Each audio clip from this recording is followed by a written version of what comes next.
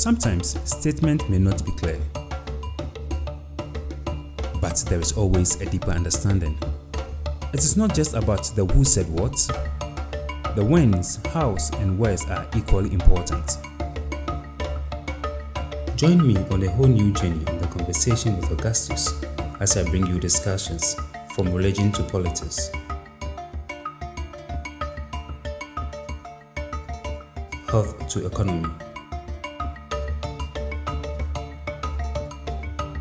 humanity to social activities, among many others.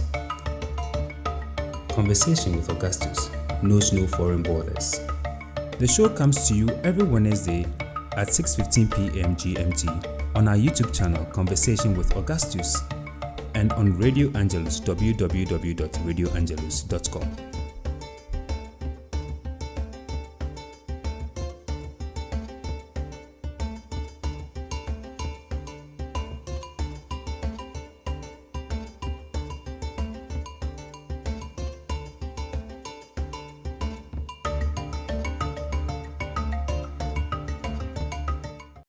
This program is sponsored by Safe Life Experience Consult Limited.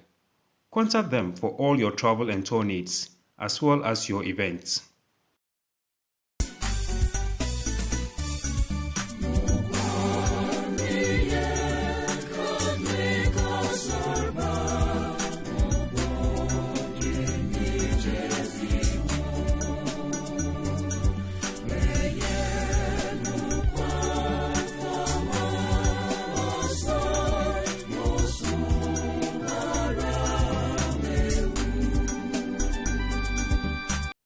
Welcome to the Conversation with Augustus. I hope you are doing well.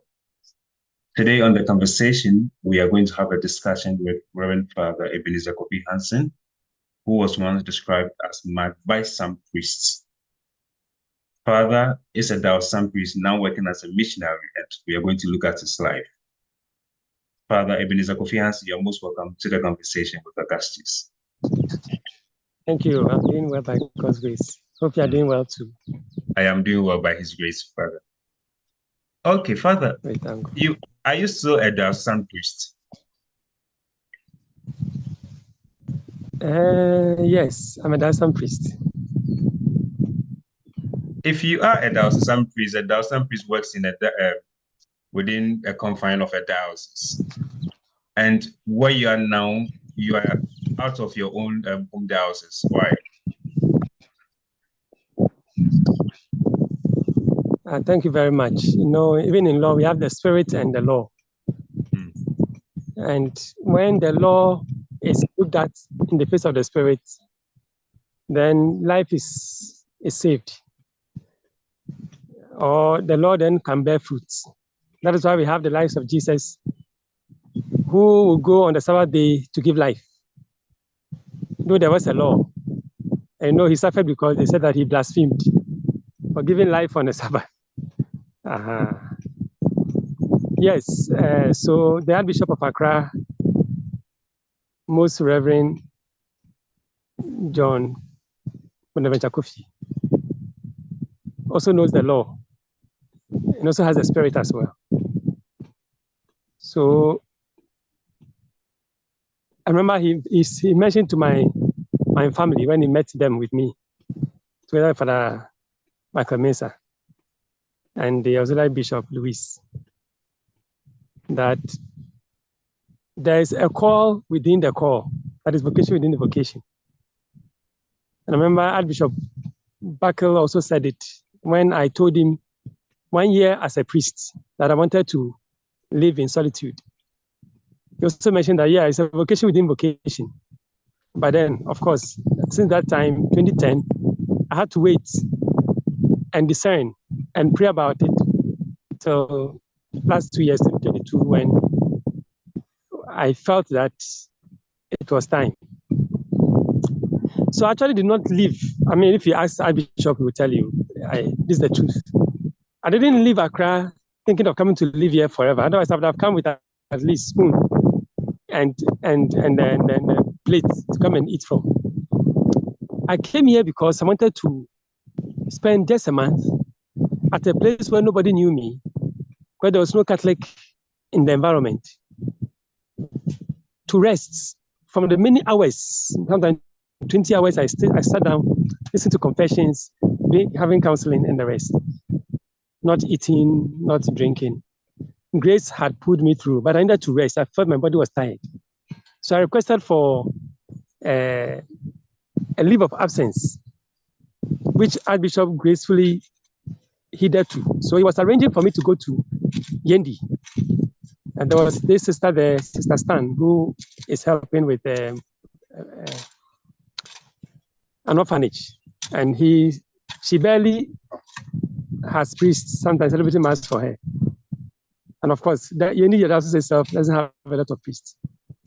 So I thought I would spend my year of absence in Yendi for two main reasons: to rest and also to support the cause of sister.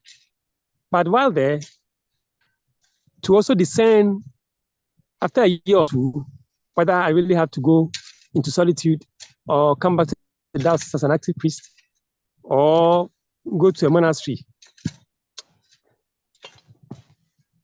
So that was the vision I had. So Archbishop was working on it. And I had the opportunity to take 1 month leave so that I'll prepare myself to go to Yendi once they called me to go. Okay. While waiting, I think it was in August, took the leave, 14th of August, I left. I should have taken it in June, but again, my director at the time, Father Kokodi, was traveling outside, and I felt that I had to stay till he came back for me to go. So I decided to stay on till August, and I left. So that I'll prepare myself. If they called me, then I would just go. So I came here, as I said, without even a plate or a spoon, but I came with musket and some books. I knew I was come to live on bread and some vegetables.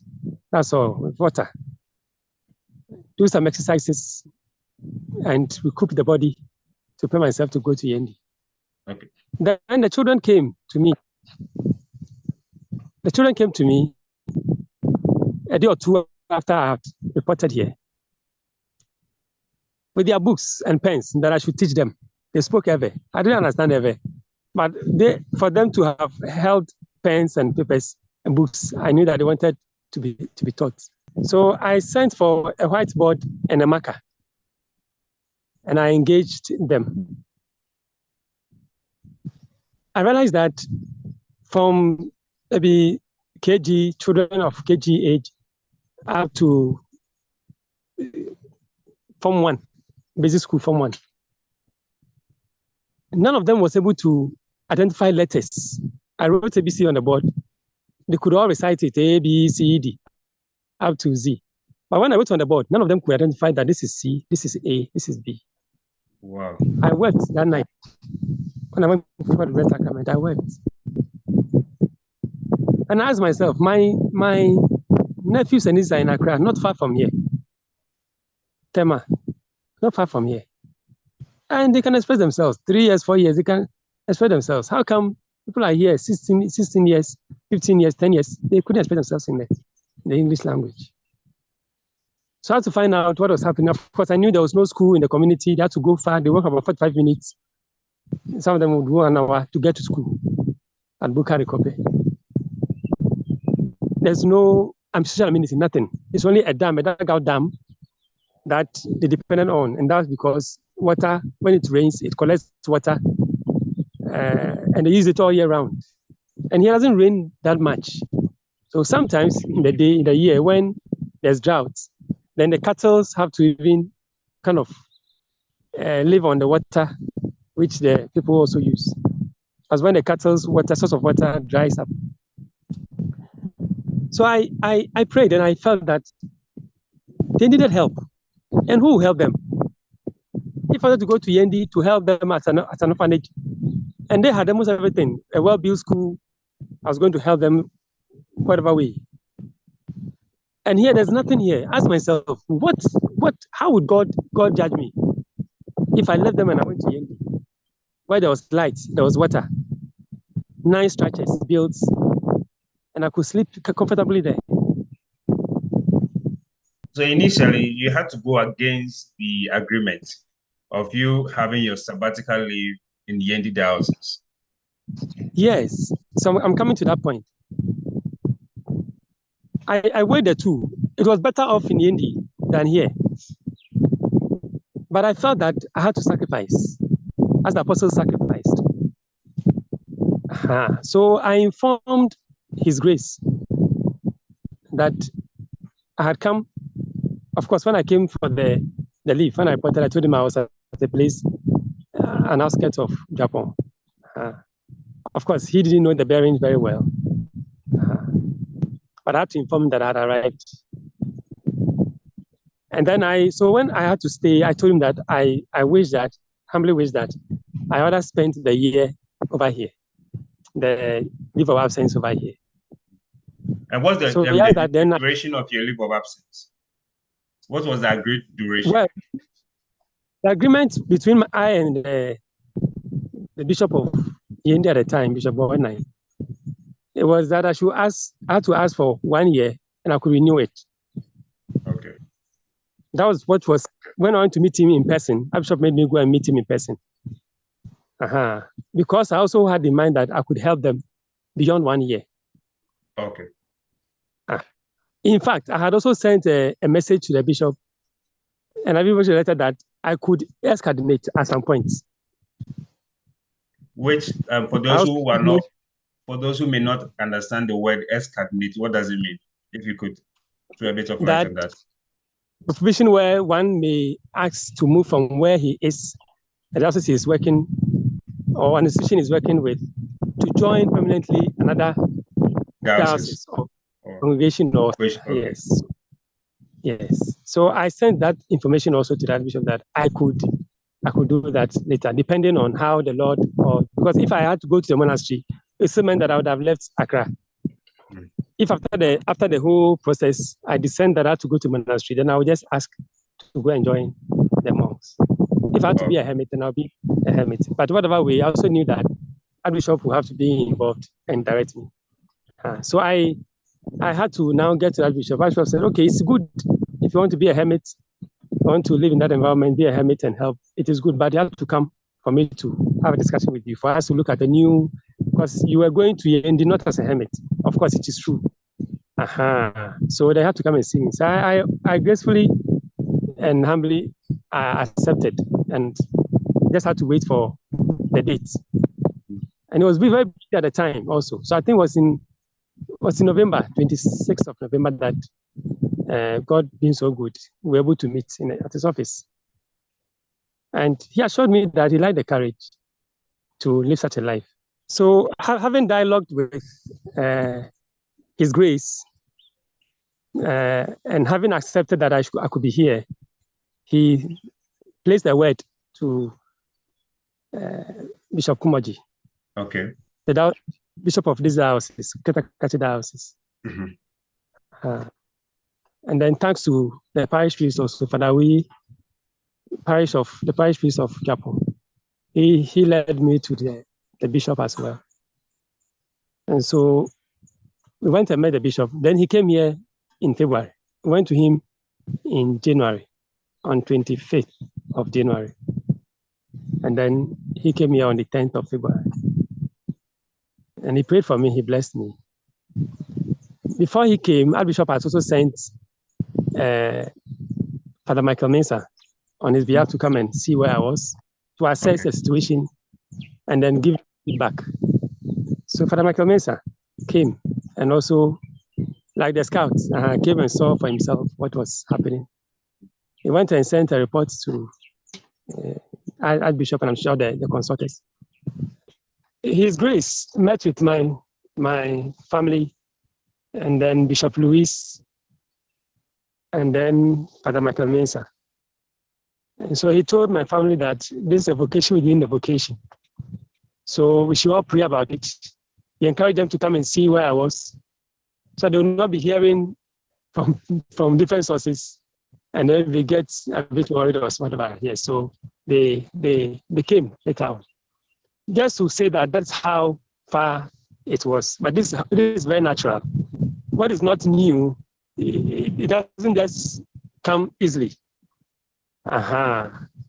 What is not new will not come easily. So I appreciate that Bishop for taking his time, getting along with me, asking me all the questions, probing to be sure that it was a genuine thing and not just to come to do something by myself.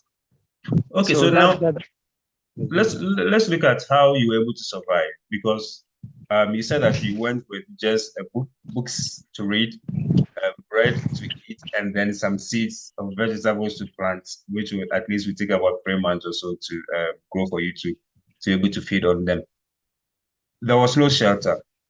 So how were you able to cover yourself from the harsh weather? As we talk to you now, we could see how the wind blowing, the environment. So this is where you were living. How were you able to survive in your first night? What was going through your mind? Thank you. So, a point of correction. I wanted to list. I came here because I wanted to stay for a month. Yeah, but you ended up now. Yeah, the seeds I brought, it was basically lettuce, and I was hoping that barely a month it should have germinated, even if it will not do, as we all know. At least I could eat the vegetables. I wanted to eat something organic. Usually 3 weeks, 1 month is able to sprout, and I'd have eaten it. So that was the reason why I brought the veggie. So, yeah, so I didn't know where I was going to live. I had only told them that I'll be coming around. But when exactly I was coming, I didn't know.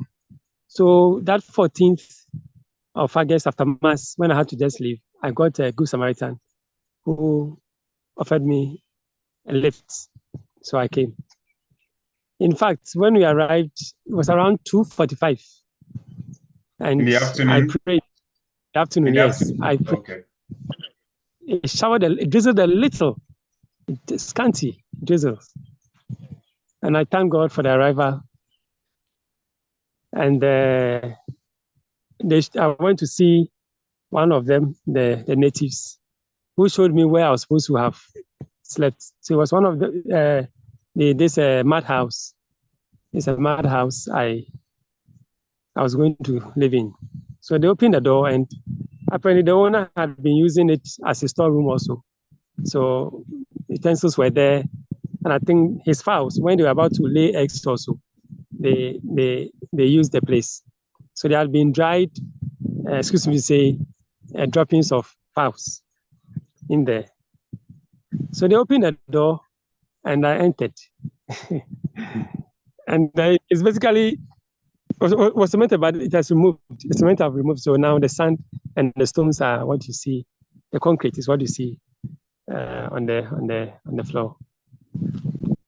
And I realized how the space between the roof and then the block, the mud, the top of the mud, the lantern and then the roof, the space was there. That cracked, and I mean also space even down. There were spaces there out. The mice had made their homes there too. In fact, I hadn't been in such a before. Throughout my pastorals, some of my friends went to places where they had to have such an experience, but I never had it. I was privileged, I would say. I never went to such an environment. So it was my first time ever. So I carried my mat, the northern mat, small, I carried it along. So I put it on there. I swept the droppings and all the dirt out of the room. I fixed the altar. I went for a table, foldable table. So I put it there, put the altar linens on it, set the altar, put my mat on in the room. And the young man who went with me was surprised, was amazed. I don't know how to describe his feelings. I could see a shock on his face. He was dumbfounded. Yeah, of course. I'm sure it took him longer hours to get to Shiloh than we came here. Long story short, I had that peace of mind. I must say, that night. It was so peaceful, connecting with nature, birds chirping, insects, and I was so peaceful. I felt very much at peace with myself, with nature, and with God. Okay. So, and I Father, slept peacefully. Okay. So, Father, let me ask you this: when some of your own brother priests heard this, how was it? How did they feel? If you heard about it, how did, especially those who were close to you, and also to your parents, especially your siblings, how did they feel that our brother, our son, is moving from a very comfortable zone? And I know how people will kill to become priests within the Archdiocese of Accra.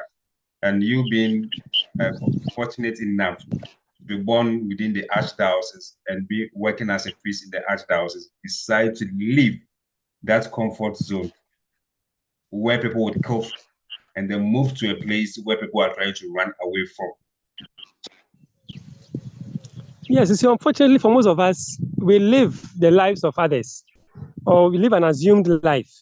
So what do my mother say, what do my father say, my family say, my friends say, so then I am where I am. Meanwhile, there's something welling up in me that I have to also live. You understand? Yes. But luckily for me, my parents are aware, my siblings are aware. In childhood, I had tried to be independent of them.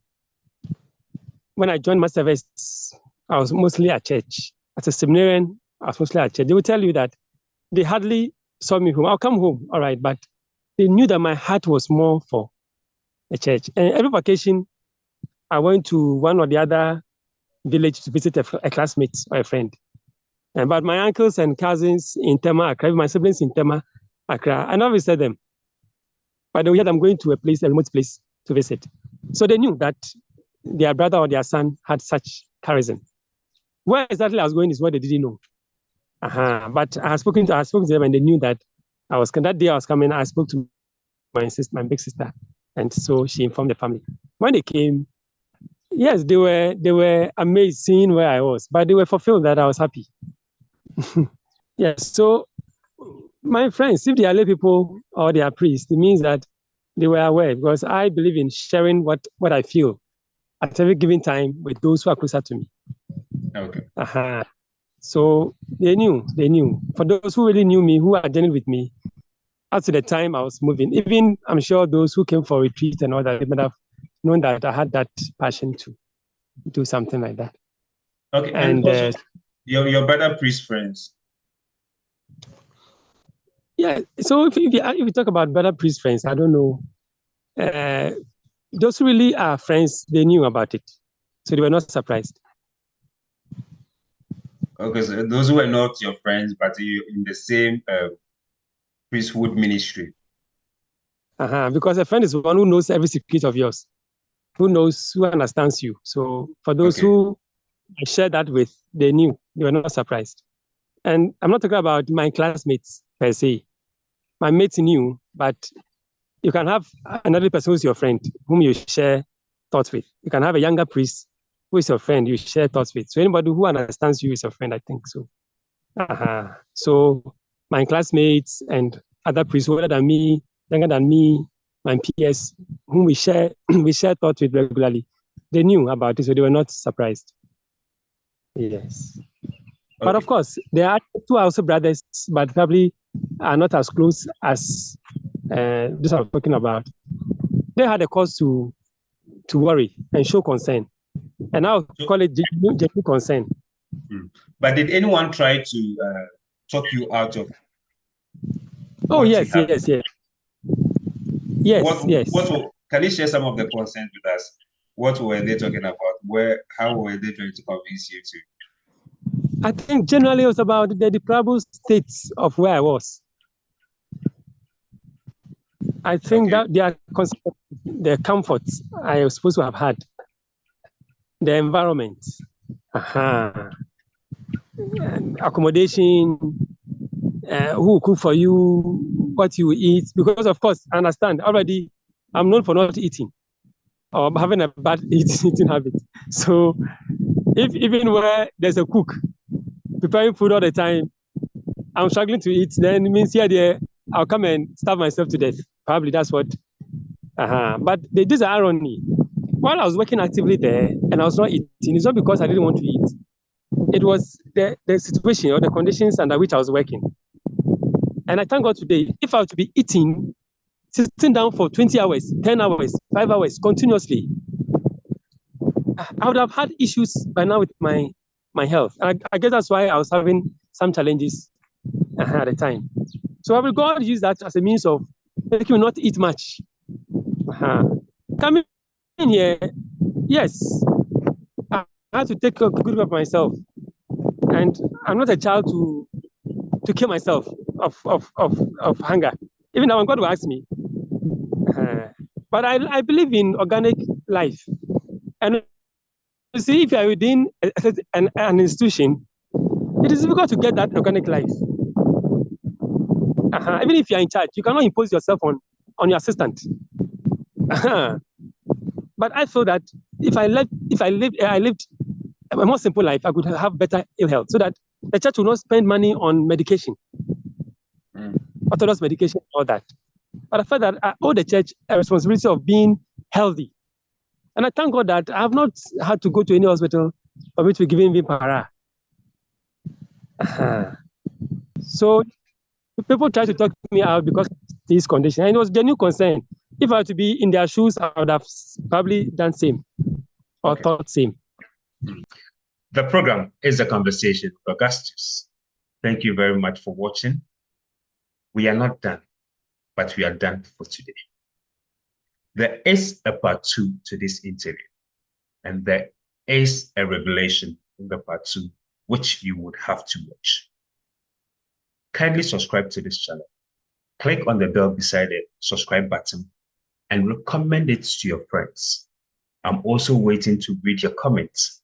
Any questions that you have, please do not hesitate to comment on this channel, on this video, and any other video that we have posted. We will reply to it. We really appreciate you. God bless you for watching the conversation with Augustus. Have a blessed day wherever you are. God richly bless you. Adios. Sometimes statement may not be clear, but there is always a deeper understanding. It is not just about the who said what.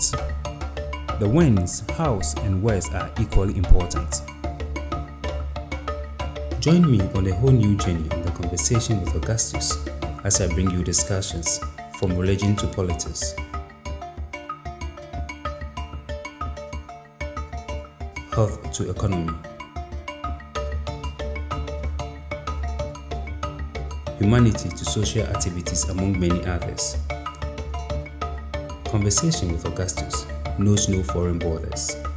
The show comes to you every Wednesday at 6:15 p.m. GMT on our YouTube channel Conversation with Augustus and on Radio Angelus, www.radioangelus.com.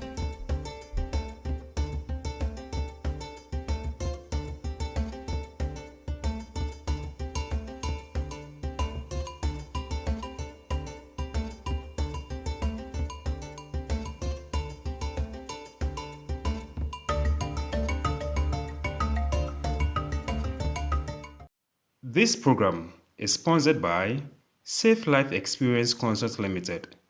Contact them for all your travel and tour needs, as well as your events.